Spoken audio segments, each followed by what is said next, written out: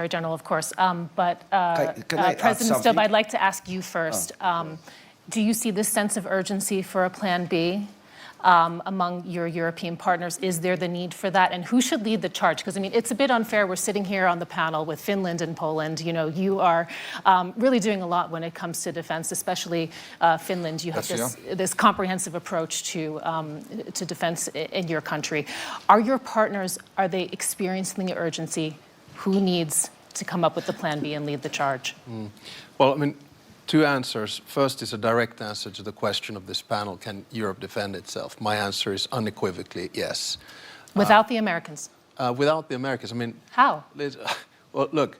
But you're relying on them for these key elements. How would you do it at scale and at duration and at intensity? With an assumption that the United States would cut off completely any kind of work. Yeah. Well, if we look at the defense composure of Europe by and large, and a country like Finland, so how do we do it? We have conscription. 1 million have done it. We can mobilize 280,000 soldiers within weeks. We have 62 F-18s. Your next question is going to be, do they fly without Americans? No, they don't. But do we trust that they will continue to fly because it's in the interest of America to do so? Yes. We just bought 64 F-35s. We have the biggest artillery in Europe together with Poland. We have long-range missiles, land, sea, and air. We don't have these because we're worried about Stockholm, right? So the bottom line is that if you ask me the question that can the Finnish military defend itself against a Russian attack, the whole defense posture of the way in which you do it, yes, we can. But then the second question which you were alluding to, I think we also have to understand that you fight wars on the battlefield, but you win them at home. And that means that all of us need to focus more on comprehensive security. The civilian side of things. That's why we have civilian shelters for 4.4 million Finns. That's why we have a security of supply where we don't get into any kind of trouble with food shortages, energy shortages, or electricity grids, because we've got this. And this is the, I think, capability that a lot of European states need to do. My absolutely final point.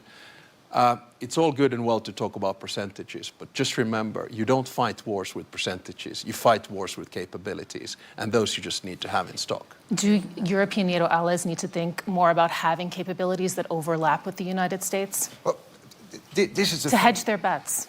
The NATO is constructed like this, that the US, Canada, and the European NATO allies were completely integrated.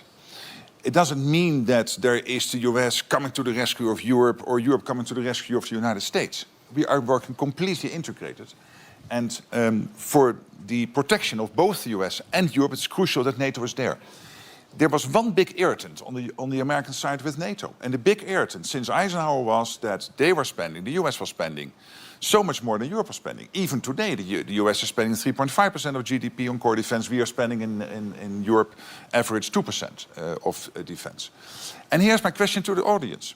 I mean, but I really believe we can be happy that he is there because he has forced us in Europe to step up, to face the consequences, that we have to take care more of our own defense. And this is the thing. The Americans still have over 80,000 soldiers in Europe. They are still, including in Poland, in Germany, etc. They are still heavily invested in European defense. And yes, they have to pivot more towards Asia. So it is only logical for them to expect us in Europe to step up over time. And there is this plan already since Jens Stoltenberg, my predecessor, designed it, the NATO defense planning process, to over time make sure that Europe can take over more of these capabilities, of these core enablers from the US, to do more of the protection of the European continent. We're still having a strong conventional US presence in Europe, also going forward. And of course, the nuclear umbrella as our ultimate guarantor. But again, I'm absolutely convinced, without Donald Trump, we would not have taken those decisions, and they are crucial, particularly for the European and the Canadian side of NATO, to really grow up in the post-Cold War world. Madam Kelly, you are not happy with this answer, I